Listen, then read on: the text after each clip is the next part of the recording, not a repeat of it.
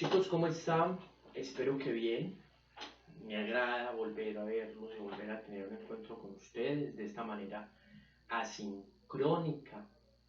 Es decir, estamos fuera de línea. Ustedes van a poder ver esta clase en internet, por YouTube, en sus grupos de WhatsApp. Es para que evitemos de pronto congestiones en la saturación online o para que, profe, se me cayó la línea, profe, no lo logro ver, profe, no lo escucho. En cambio aquí queda grabada y en cualquier momento la puedes ver. Varias observaciones antes de que empecemos la clase del día de hoy. La primera es, eh, les cuento entonces que ya no contamos con la compañera Alejandra, no hay datos de ella, no reporta. Aylan esta semana no ha sido fácil para conectarlo, no me ha contestado, seguiré insistiendo, no soy muy persistente con eso. Algo tiene que estarle pasando, digamos, puede ser, espero que sea de conectividad y no sea de otro tipo de cosas. Alejandra, bienvenida, que se ha integrado, Alejandra, no, perdón, Joana, que se ha integrado al proceso y ya hoy me envió su trabajo, excelente. Entonces eso para que lo tengamos en cuenta. Segundo, estoy totalmente alegre, motivado, porque los trabajos que ustedes me enviaron de su segundo parcial fueron descrestantes. Una creatividad, un empeño, lo hicieron con pasión, lo hicieron con amor, y eso da cuenta de un proceso muy bonito con ustedes.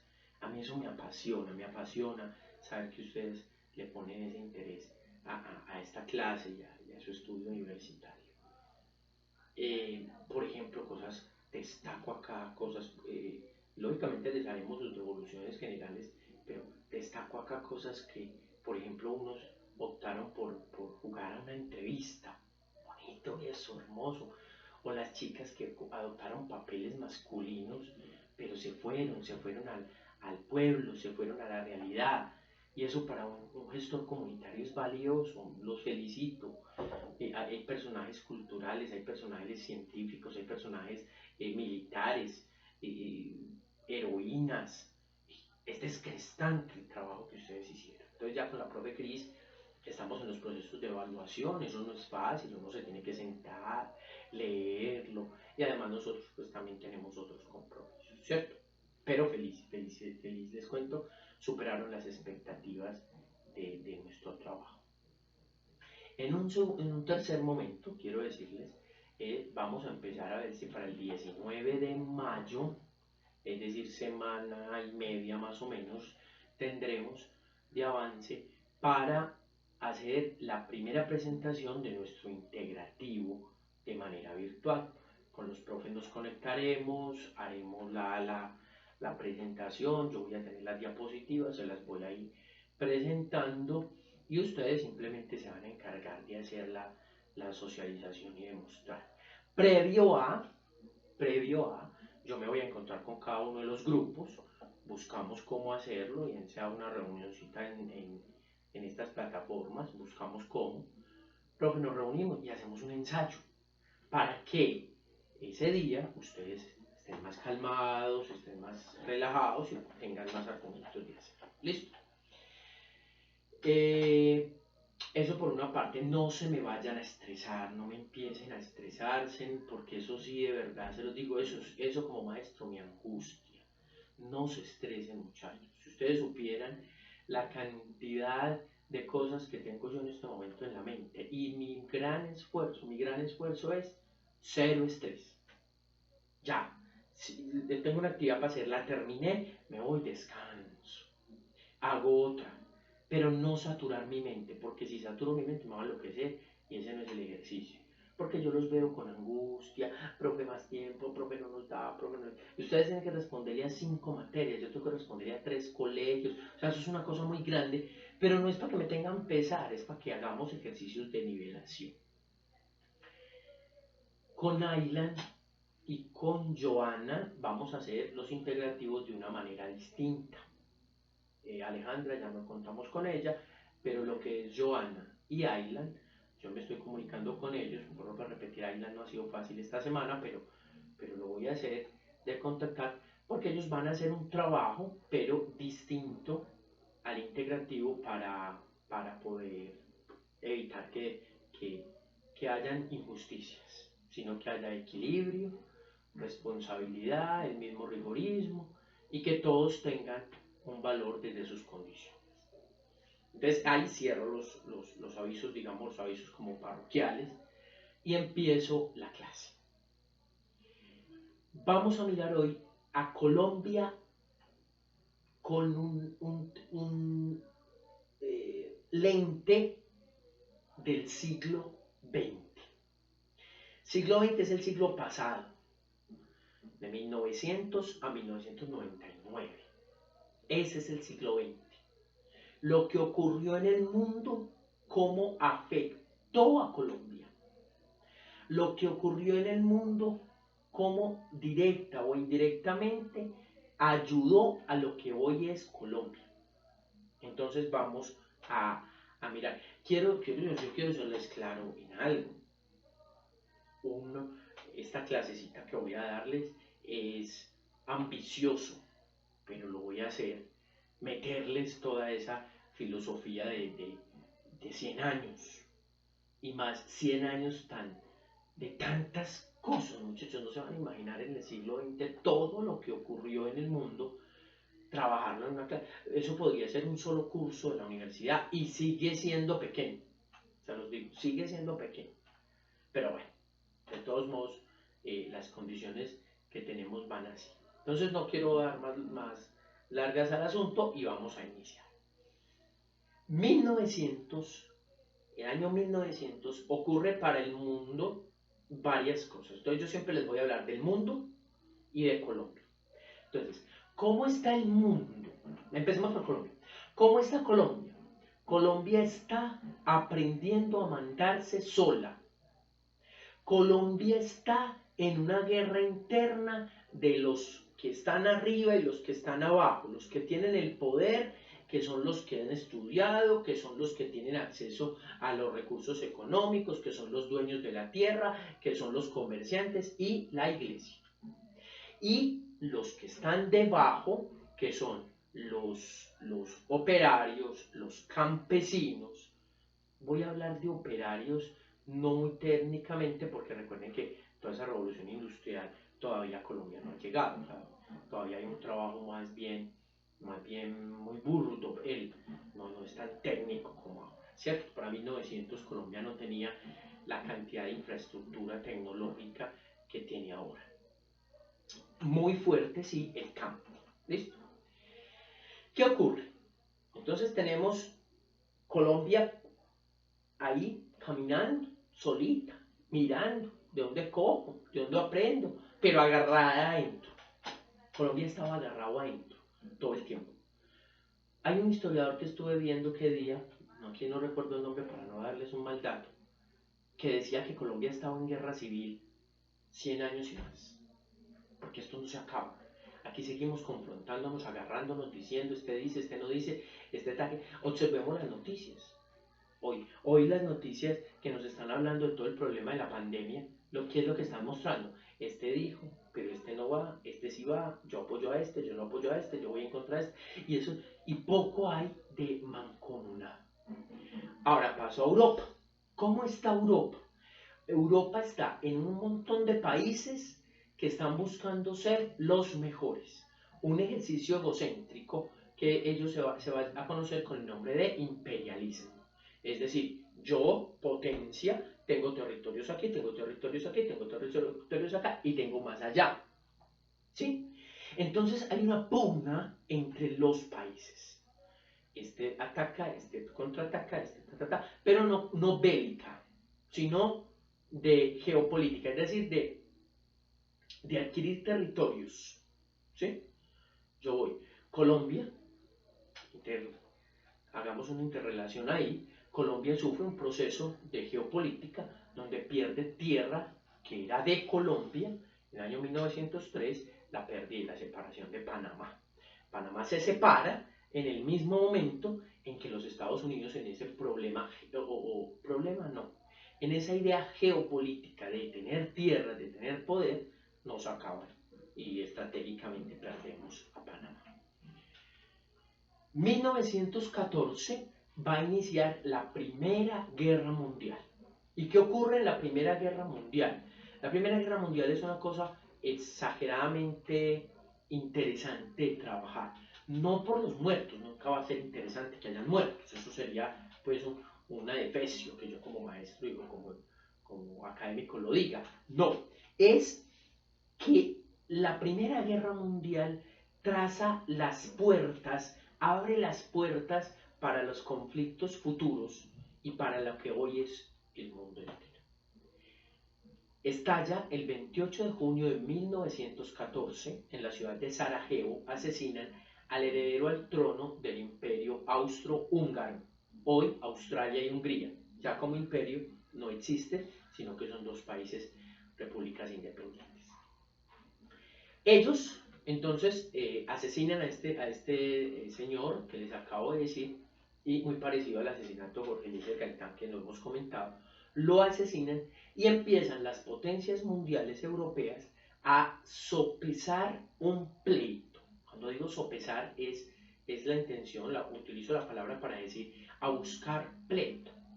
Entonces yo quiero utilizar una metáfora aquí y es cuando uno ve los jóvenes de ahora, estos adolescentes que están en los barrios, en las canchas, y entonces agreden a uno, por allá lo golpearon, entonces los amigos de ese, o ni siquiera los amigos, los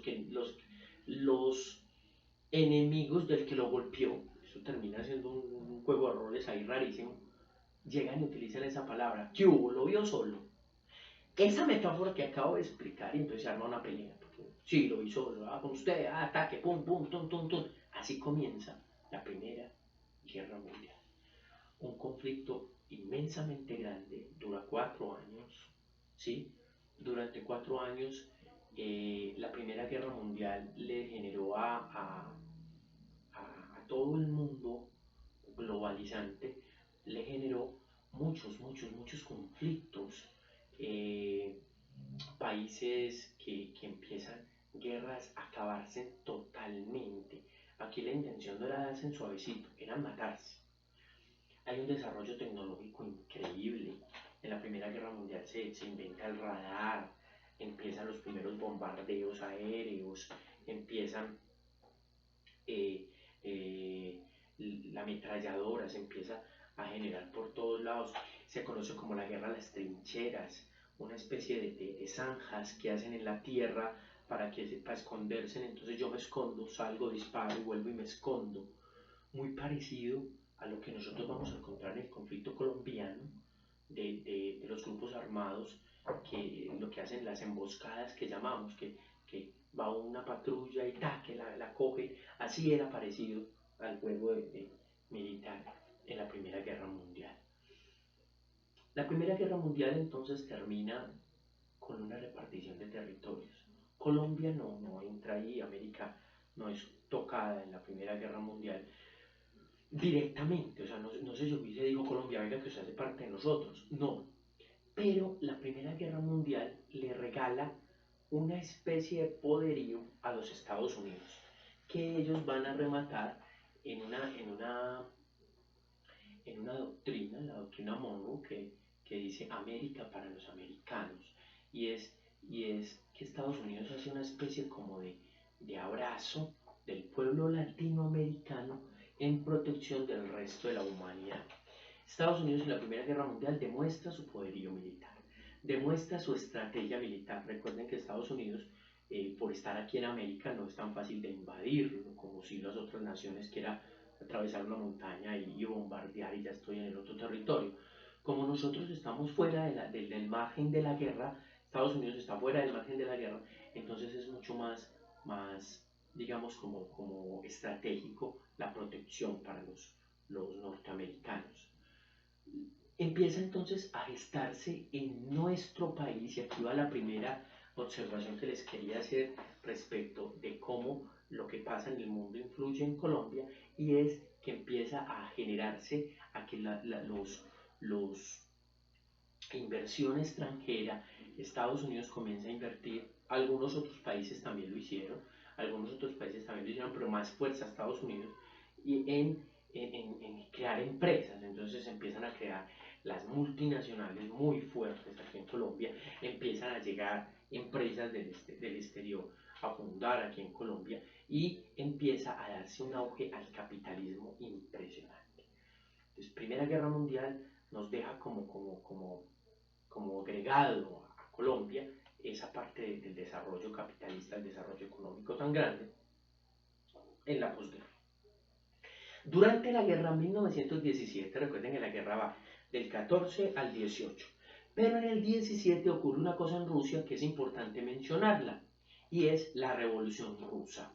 ¿Qué ocurre con la Revolución Rusa? A la Revolución Rusa le ocurre algo que hay que entenderlo, y lo quiero explicar así rápidamente para que entendamos un poquito en qué se parece a nuestro país. ¿Qué pasa? El zar, se llama zar al emperador en Rusia, el zar, está gastando demasiado en la guerra, entonces está invirtiendo. Entonces, venga, compremos armas, entonces venga, compremos esto. Pero mientras él está invirtiendo en la guerra, el pueblo ruso está aguantando hambre. El pueblo ruso está en unas hambrunas que ustedes no se las pueden imaginar, muy parecido a lo que estamos viviendo hoy. Claro que hoy es por un virus, pero en ese momento era por la guerra. Mandemos plata para la guerra. Entonces, ¿qué ocurre? Los rusos se revolucionan. Instauran marchas, instauran paros, el obrero de la fábrica sale a las calles, hubo violencia, hubo muchos muertos, pero ¿qué le dijeron? Tumbaron al zar. Rusia termina tumbando al zar. Imagínense un zar que está en la... Imagínense, yo me voy y voy a la guerra, y cuando menos pienso yo ya no soy el emperador, y termina asesinado incluso después por un grupo, los soviets, unos soviets o grupos armados en la Rusia. Entonces, la Revolución Rusa le deja a Colombia el ejercicio de la lucha constante por los derechos del de abajo, por la lucha constante por los derechos del obrero, del proletariado, de aquella persona que escasamente va, trabaja horas, 48, 50, no sé cuántas, las trabaja, y devenga solamente un salario que escasamente le alcanza para pagar sus cuentas mes a mes, pero no tiene cómo invertir, pero no tiene cómo progresar. Si quiere conseguir sus cositas, tiene que ser a punta de créditos. Acaba de pagar entonces ahora saquemos otra cosita, y vamos sacándola, entonces abre un hueco aquí, entonces cuando le llegue la plática paga y abre otro, y es una persona que permanece endeudada todo el tiempo. Esos de abajo, porque no me gusta la palabra pobre, esos de abajo son aquellos que empiezan a revolucionarse, empiezan a decirle, de ahí van a ser para Colombia muchos de los sindicatos, es decir, grupos de obreros, grupos de trabajadores que se paran y le dicen, sí, venga, usted tiene poder sobre mí porque usted maneja un contrato, usted tiene poder sobre mí porque usted es el que me paga, pero yo soy el que trabaja. Entonces venga, entremos, venga, pactemos. Entonces era muy común después de la Primera Guerra Mundial, más o menos 1920, 1930, antes de que estallara la Segunda, e incluso después de la Segunda Guerra Mundial, encontrar los grandes sindicatos de las grandes empresas que habían en Colombia y en el mundo. Entonces eso es la Segunda Guerra Mundial. Viene hacia 1939 que estalla, perdón, eso es la Revolución Rusa. 1939 estalla la Segunda Guerra Mundial. El mundo quedó caliente. El mundo quedó con sinsabores.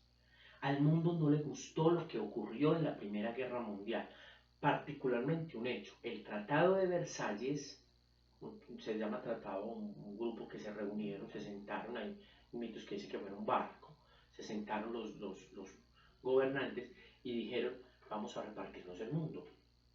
Y uno de los que tiene que tener menos y que le tocó menos y que perdió muchísimo fue Alemania, porque Alemania fue en la Primera Guerra Mundial la gran derrotada, en la Segunda también, pero en la Primera Guerra Mundial fue la gran derrotada, o sea, fue la bravera que salió allá a ver cómo es pues y termina derrotada.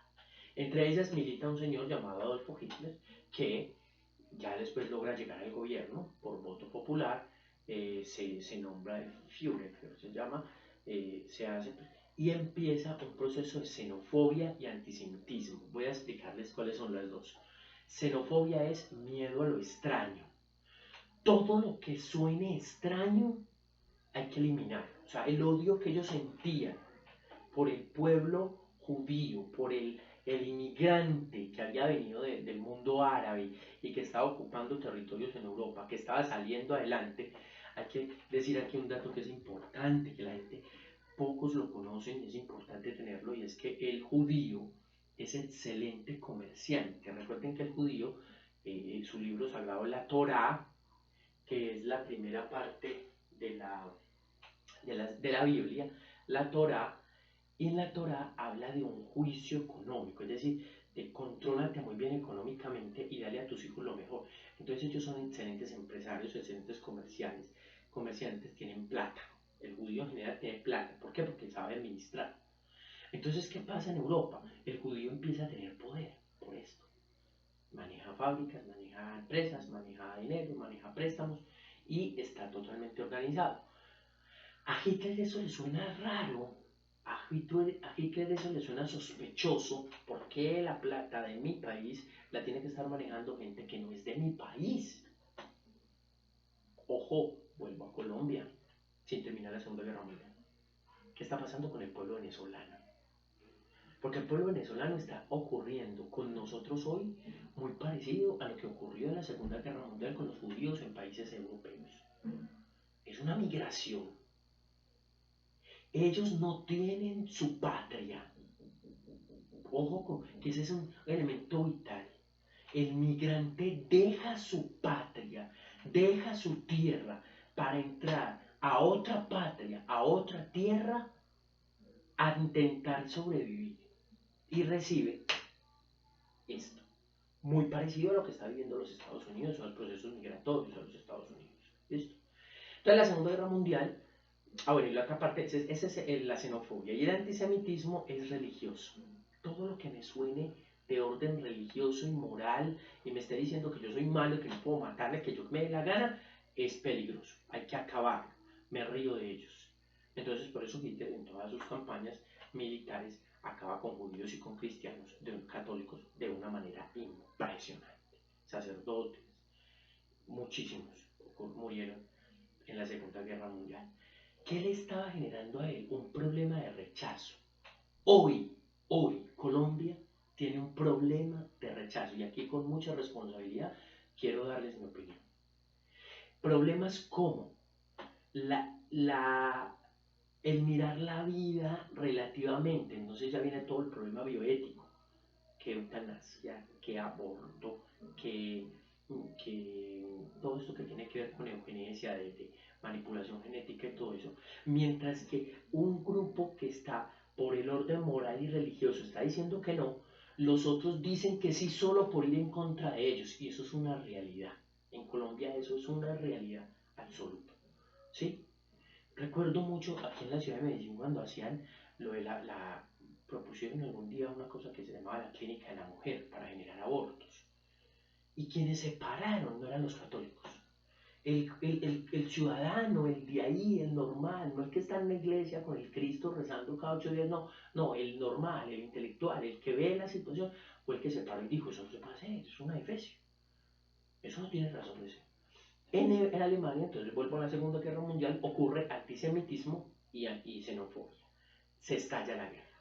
Una guerra macabra, cámaras de gas, a los niños y a los ancianos los llevaban a bañarse, y el gas del agua caliente era tóxico, los asesinaban y los quemaban en unos hornos crematorios que eran una cosa inmensa. De ahí de pronto puede surgir la figura de horno crematorio que nosotros tenemos el día de hoy. La Segunda Guerra Mundial, entonces, chicos, es una cosa fuerte, vital. Es una guerra de razas, es una guerra de poder. Ya las naciones están diciendo, si en la Primera Guerra Mundial me fue mal, ahora me va a ir más mal y me voy a ir contra ustedes. El plomo fue impresionante, los muertos fueron impresionantes, la cantidad de Europa totalmente derrotada. Aquí quiero recomendarles una película que sobre la Segunda Guerra Mundial hay demasiado material cinematográfico, pero me gusta mucho uno que se llama El pianista. El pianista cuenta de un pianista de la ciudad de Varsovia que con su familia logra salvarse en la guerra y no morir en la guerra. En El pianista, en la última escena, si la van a ver y me siguen la recomendación, van a ver que ni siquiera se alcanzan a ver los edificios. Así quedó Europa, así que literalmente eran montañas de muertos, les prendían fuego simplemente después recogían. Así tenía que ser, así tenía que ser. ¿Qué le deja la Segunda Guerra Mundial a Colombia? Pues le deja que sigamos creyendo en el capitalismo fuerte, ¿sí? Le deja problemas raciales. Indirectamente, vuelvo a repetir, no es que se haya parado a decir, vea, a partir de hoy Colombia va a ser de problemas raciales, no. Pero nosotros sí tenemos problemas de regionalismo muy grandes, y lo estamos viviendo hoy. Yo esta mañana veía las noticias y escuchaba cómo hacían un paralelo es que entre Medellín y Bogotá de cómo se estaba manejando la pandemia. Yo decía, no, somos un solo país. Y si Medellín lo está haciendo muy bien porque es muy culto, dicen culto, ¿no? Ojalá sigamos con esa buena fama. Que en Bogotá no. Pero entonces era una lucha como de raza, de condición de cultura, que no vale, no vale. Pero eso no lo dejó la Segunda Guerra Mundial. Avanza la historia y después de la Segunda Guerra Mundial hay dos ganadores. ¿Listo? El primer ganador, o fuerte, no voy a llamar ganadores fueron varios, pero el primer más fuerte es los Estados Unidos, con un modelo capitalista. ¿Y cuál es el modelo capitalista? Es produzca dinero, comprando, vendiendo, produzca dinero. Y viva como usted produce. Si usted produce 10.000 millones de dólares, es lo suyo, hagan. Eso sí, tiene que pagar una renta porque el Estado tiene que vivir. Pero es suyo. ¿Sí? Y unos están arriba produciendo y otros ayudan a producir desde abajo. Los de abajo, como se los mencioné ahorita, solo reciben un salario. Los de arriba amplían su cuenta bancaria. Pero está el otro lado, el otro polo, y es la Unión de Repúblicas Socialistas Soviéticas, ya no Rusia, sino que ellos reciben ese nombre, Unión de Repúblicas Socialistas Soviéticas, o la Unión Soviética, que propende por un sistema un sistema político y económico diferente al capitalismo llamado comunismo, y es, hombre, no, el Estado es de todos, el Estado nos tiene que abarcar a todos, aquí ese cuento que hay ricos y pobres, no, todo es de todos, para todos, y vivamos todos igual. O problema, que del ideal a la realidad, las cosas fueron bastante duras. Prueba hoy que países comunistas no hay. En la misma Unión Soviética dejó el sistema. Cuba tiene un atraso inmensamente, muchos años, debido a este sistema comunista. Hay quienes van a decir que Venezuela intentó con este señor presidente hacer algo así, pero ahí vamos, ahí vamos. Es una lucha, una pugna total entre ambos modelos. Eso se llamó Guerra Fría. La Guerra Fría se llama fría porque nunca se dieron bala, ni la Unión Soviética ni Estados Unidos. Se encontraron, generaron muchas guerras. Las guerras en Vietnam del Sur y Vietnam del Norte, uno de uno y el otro del otro. Las Coreas, la Corea del Norte, por eso hoy Corea del Norte tiene el sistema político más de orden comunista, ¿sí? Y Corea del Sur más de orden capitalista. Entonces ya lo podemos entender. Corea del Norte auspiciado por la Unión Soviética, Corea del Sur auspiciado por los Estados Unidos. Hay un hecho histórico muy bonito ahí que, o bonito no, pero se los quiero contar, y es la guerra conocido como el conflicto de los misiles. ¿Y por qué se los quiero contar? Porque la Unión Soviética colocó misiles en Cuba. Entonces yo quiero explicarles, Cuba, aquí donde tengo mi mano, aquí es una isla en el en el Caribe, perdón, es una isla, aquí está Cuba, y arribita, aquí más o menos donde tengo el dedo mío, aparece, estos dos Estados Unidos así, la península de la Florida, más o menos Cuba y la Florida. Entre esto dicen que hay más o menos 90 millas náuticas, relativamente corto, pues corto a la vista de cosas. Y en Cuba, la Unión Soviética pone misiles, Estados Unidos baja los misiles. Acá estaba en la Unión Soviética el presidente Nikita Khrushchev, ¿sí? Mientras Kennedy estaba en los Estados Unidos. Así, así, ¿sí? Retírelos. No, si usted se retira, yo me retiro. Si usted se retira, yo me retiro. Si usted se retira, yo me retiro. Eso se conoce como el conflicto de los misiles. Fue el Papa quien intercedió para que eso se separara. Se dejaron, no se dieron. Pero, ¿cómo influye en Colombia? Influye en Colombia en que los dos bandos de Colombia, liberales y conservadores, los conservadores siempre en el poder, los liberales abajo y otros haciendo parte de la chusma o de la guerrilla, que eso ya lo habíamos trabajado, estos patrocinados por la Unión Soviética, de alguna manera, hay pruebas, hay testimonios de que muchos fueron formados por la Unión Soviética y estos formados por los Estados Unidos. ¿Se dan cuenta? Ellos interfirieron en los países latinoamericanos, en los países del resto del mundo, para mezclar sus ideas. Era un problema ideario. ¿Listo? Quedan dos historias, son muchos más, pero voy a hablarles de dos más de nivel mundial en el siglo XX, y es la Revolución de los Estudiantes en mayo del 68. Muy parecido a la Revolución Francesa, los estudiantes de mayo del 68, en el 68 los estudiantes de París, en Francia, ¿qué hacen? Ellos ven que en el mundo la gente empezó a protestar y ellos también salen a protestar por derechos estudiantiles. Muy propio para entender la cantidad de marchas que hay en las universidades hoy. ¿Qué me llama la atención y por qué se los estoy mencionando? Sabiendo ustedes que para mi concepto la revolución también se puede hacer desde aquí. Yo estoy haciendo revolución desde un aula de clase. Muchos pueden estar mandando simplemente lea esto y responda. Yo prefiero gastármelo, estoy jugado en sudor, pero vamos a hacer el trabajo. Que quienes protestaron no eran estudiantes de abajo, que quienes salieron en las marchas de mayo del 68 en la ciudad de París por todo eso a protestar no eran los estudiantes de los niveles bajos, eran los de arriba, eran los estudiantes que tenían todo, pero eran los estudiantes que estaban reclamando condiciones humanas para la educación en el mundo, condiciones humanas para el manejo de la economía mundial, condiciones humanas para el manejo de la política.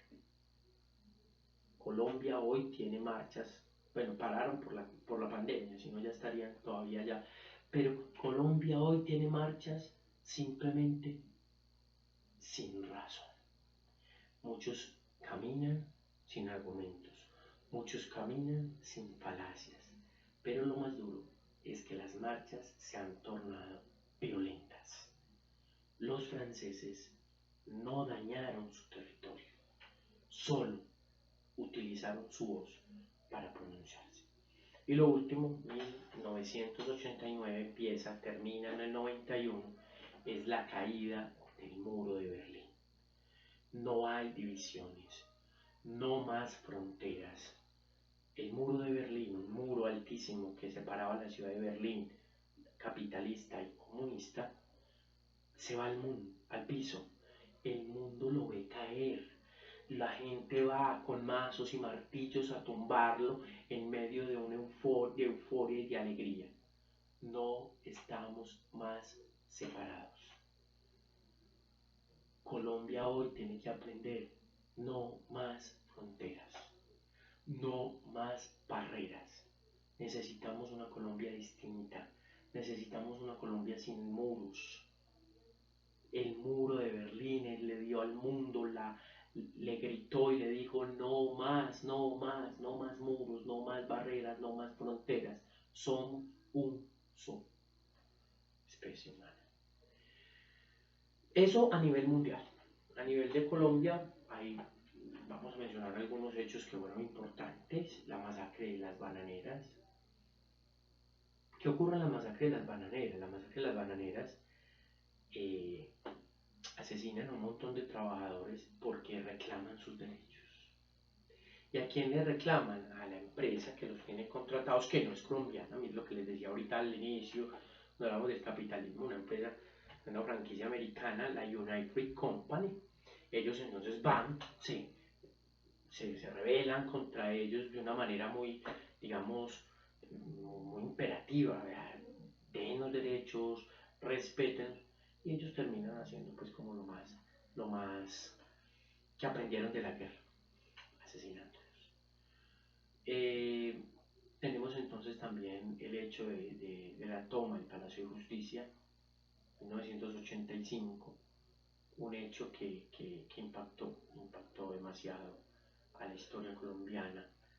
Se toman un edificio de muchos años, muy valioso para Colombia, se lo toma en su momento se apodera el hecho, el M-19, el movimiento 19 de abril, que ya habíamos conversado de él, se lo toman, muchos muertos, muchos desaparecidos,